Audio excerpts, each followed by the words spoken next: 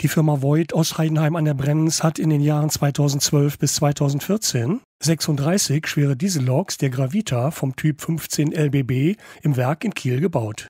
Diese leistungsstärkste Variante der Gravita erhielt bei der DB die Baureihenbezeichnung 265.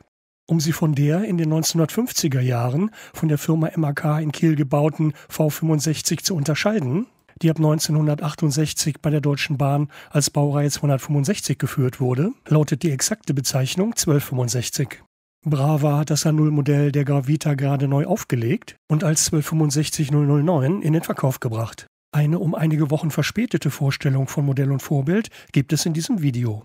Grund für die Verspätung sind Mängel, die mich dazu veranlasst haben, das Modell zunächst wieder zurückzusenden.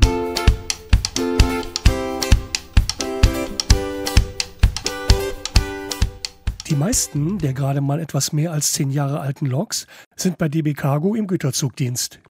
So auch 265-004, die mir Anfang des vergangenen Jahres vor die Linse kam. Bald werden diese Einsätze in Rommerskirchen Geschichte sein, wenn bis 2030 die letzten Blöcke der Kraftwerke in Neurath und Niederaußem abgeschaltet sein werden.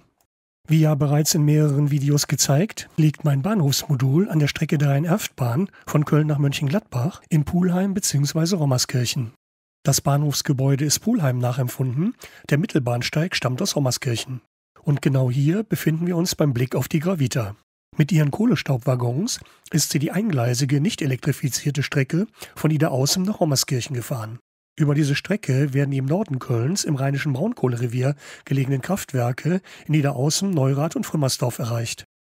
Das in den 1970er Jahren größte Wärmekraftwerk der Welt in Frimmersdorf mit 16 Blöcken und 36 Kühltürmen ist längst vollständig abgeschaltet.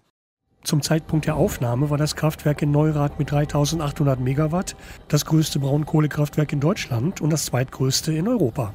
Kurz nach der Aufnahme wurden 3 der 5 Blöcke abgeschaltet. Auch in Niederaußem, wo noch 2 von 9 Blöcken in Betrieb sind, soll der Kraftwerksbetrieb 2030 eingestellt werden. Die Gravita 15 LBB mit einem 1800 Kilowatt MTU-Motor bringt bei einer Länge von knapp 17 Metern 84 Tonnen auf die Waage und ist für eine Höchstgeschwindigkeit von 100 Stundenkilometern zugelassen. Brava bietet die Gravita der Baureihe 265 bereits seit 2013 in unterschiedlichen Varianten an. Nun ist die 265-009-1 neu hinzugekommen. Das Modell bringt 358 Gramm auf die Waage und ist in der Länge exakt dem Maßstab 1:87 nachgebildet, während Höhe und Breite etwas kleiner ausfallen. Die Lok ist auf allen 4 Achsen angetrieben und besitzt auf jeder Seite einen Haftreifen. Lüfter und Kupplung sind elektrisch schaltbar und der Döhler und Haas Sounddecoder ist gepuffert. Da mir das Vorgängermodell aus dem Jahr 2019 nicht vorliegt, kann ich Änderungen nicht ermitteln. Brava gibt eine optimierte Lichtsteuerung sowie eine weiterentwickelte Motor- und Lastregelung an. Vergleicht man die Bedienungsanleitungen der beiden Modelle, findet man für die aktuelle Auflage zusätzliche Angaben zu CVs für das Dimmen der Lichtfunktionen. Schauen wir uns das Licht etwas genauer an. Der Döhler und Haas Decoder liefert eine flackerfreie Spitzen- und Führerstandsbeleuchtung. Die Spitzenbeleuchtung wechselt mit der Fahrtrichtung.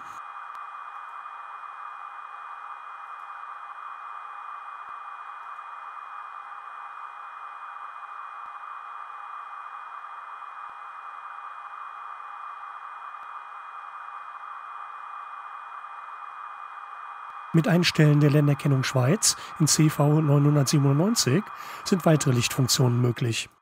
Das Modell ist aufgrund seiner Länge eine imposante Erscheinung.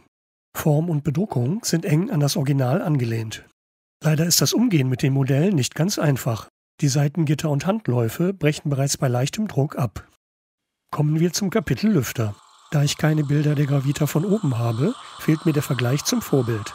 Die Geschwindigkeit erschien mir jedoch zu niedrig, sodass ich den Wert der in der Bedienungsanleitung für die Lüftergeschwindigkeit angegebenen CV 1008 von 30 auf 38 erhöht habe. Das sah dann zunächst deutlich fließender aus, allerdings kam kurz später die Ernüchterung. Nach nochmaligem Ein- und Ausschalten des Lüfters über die Funktion F12 blieb der vordere Lüfter quasi stehen. Insofern entschied ich mich zur Rückgabe an meinen Händler mit der Bitte um Nachbesserung. Dann passierte einige Zeit gar nichts.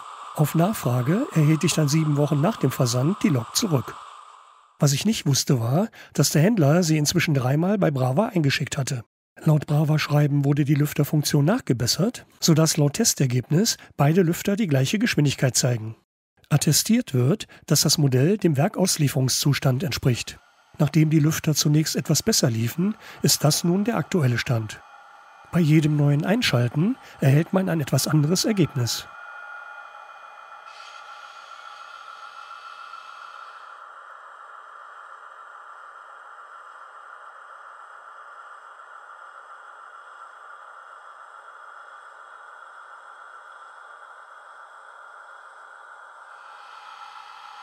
So werde ich die Lüfter nun auch belassen.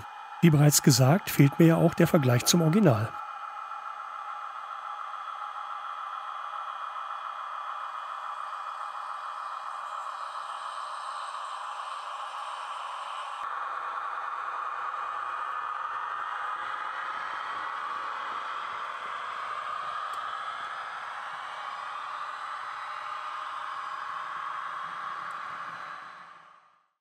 Aus meiner Sicht ein Schmankerl ist dagegen die Möglichkeit, die elektrische Kupplung gegen eine beiliegende übliche Bügelkupplung auszutauschen. Der Austausch ist reversibel und die elektrische Kupplung funktioniert nach einfachem Einstecken wieder einwandfrei. Die Pufferung des Lokdecoders ist erstaunlich, fast wie bei einem Powerpack.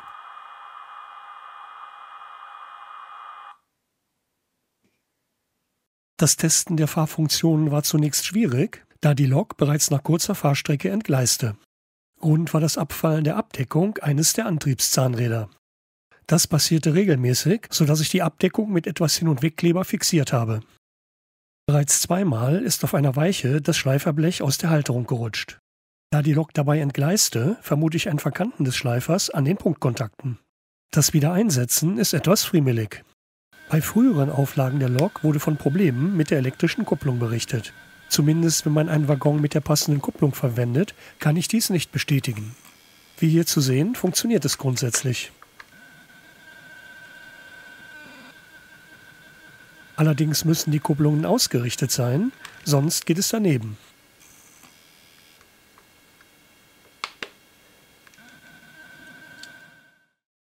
Es funktioniert auch nicht mit jedem Waggon. Hier sind einige Beispiele gegenübergestellt, die aber aufgrund der Einpunkterhebung keine generelle Aussage über die Fabrikate zulassen. Es gibt Varianten mit ungefähr gleichem Niveau und ausreichend Spiel, aber auch solche mit unterschiedlichen Höhen und sehr knapper Passung. Anders als beim Kuppelmechanismus dieser Märklin-Lok ist bei der Gravita das Ankuppeln die kritische Funktion. Wenn sich der Schleifer nicht verhakt, ist aber ein einwandfreier Fahrbetrieb möglich. Auch enge Radien und schlecht verlegte Gleise stellen kein Problem dar.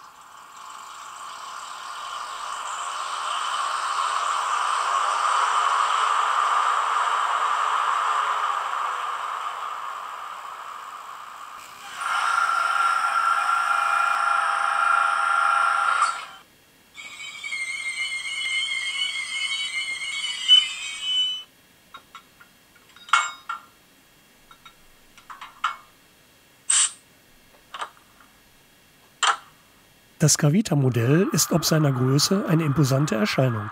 Wenn nicht gerade die Abdeckung der Antriebsachse abfällt oder sich der Schleifer in einer Weiche verhakt, ist das Fahrverhalten einwandfrei. Leider ist bei den Lüftern, zumindest bei meinem Modell, Luft nach oben und die Seitenwände und Handläufe sind empfindlich. Bei Waggons mit passender Kupplungshöhe funktioniert das Kuppeln einwandfrei und alternativ lassen sich unkompliziert Bügelkupplungen einsetzen. Bedruckung, Licht und Sound sind sehr ordentlich. Die Neuauflage der Brava Gravita ist eine sehr schöne Lok mit kleinen Problemen. Vielen Dank fürs Zuschauen und bis dahin.